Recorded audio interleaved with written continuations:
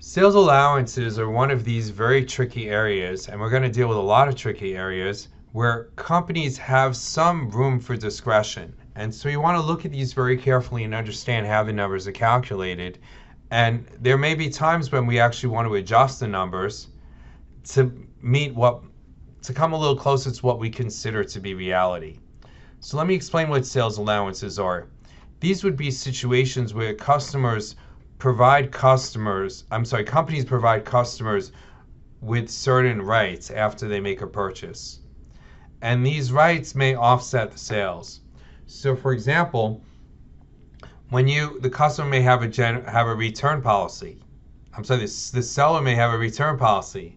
And the return policy says that when you buy something, you can return it within 60 days for a full refund, or within 90 days.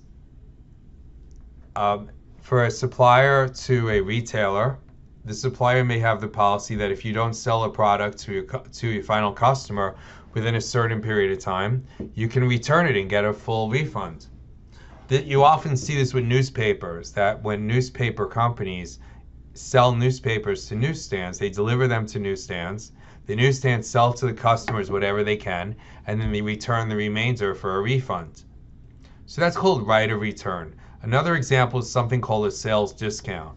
Companies often give certain customers discounts either for purchasing a lot or for just having a good relationship with the company for a wide variety of reasons. And these are called sales discounts.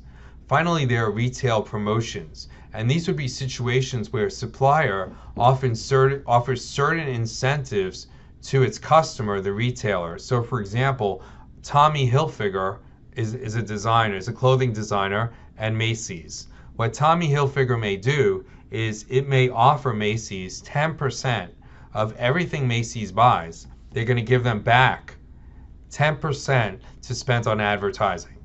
So as long as Macy's spends 10% of its purchases with Tommy Hilfiger, it spends that amount on advertising, then Tommy Hilfiger will refund that money to Macy's. In essence, they'll deduct it from their bill. So there we're interested in Tommy Hilfiger, right? From Tommy Hilfiger's perspective, that would be a reduction in sales, in essence, a reduction in the sales price.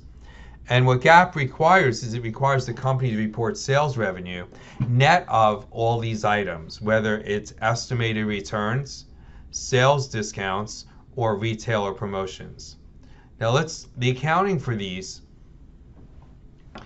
is that they would be deducted directly from sales, and therefore a company is going to report net sales or net sales revenue. That would be, i.e., total sales minus all these various sales allowances. So for example, let's say Levi Strauss sells jeans costing $80 to a customer for $130 on account.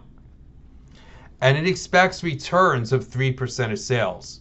So in addition to recording the sale, Levi Strauss would have to take 3% off the $130, or $3.90, as an allowance for sales returns. And so this would be a deduction in revenues and also a deduction in accounts receivable. Now the other thing is that since sales are expected to be 3% lower because of returns, every sale you make, there's a 3% chance it's going to be returned. So you would automatically deduct 3% from all your sales. And hopefully it'll be about 3%. If it's more, then you're really going to have a problem. If it's less, that's a good problem to have. But in addition, you're not going to have those cost of goods sold either, because whatever gets returned is also no longer a cost of goods sold. So your cost of goods sold will also be reduced by 3%. So what will appear on your income statement is not 130 minus 80, but rather, as shown below, 126.10 minus 77.60, resulting in gross profit of 48.50. So when you see a company reporting sales net, this is the deduction that they're deducting in order to arrive at that figure.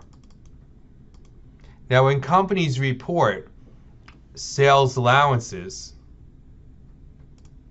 whenever it's significant, they need to reconcile those from one year to the next. So in essence, what they're going to do is they're going to accumulate sales allowances and keep track of these to see that they're close to the 3% or whatever they consider it to be.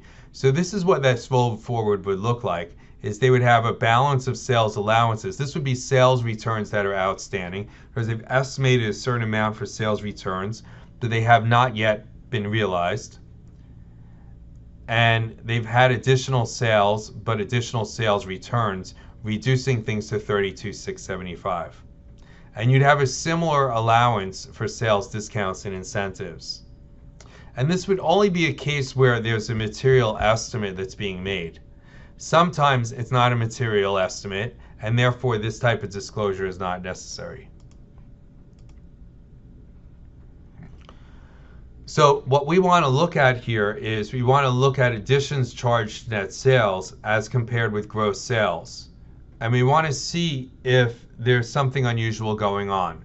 The specific concern would be that the company is underestimating allowance for sales allowances, and therefore that would have an impact on income. Income actually should be lower.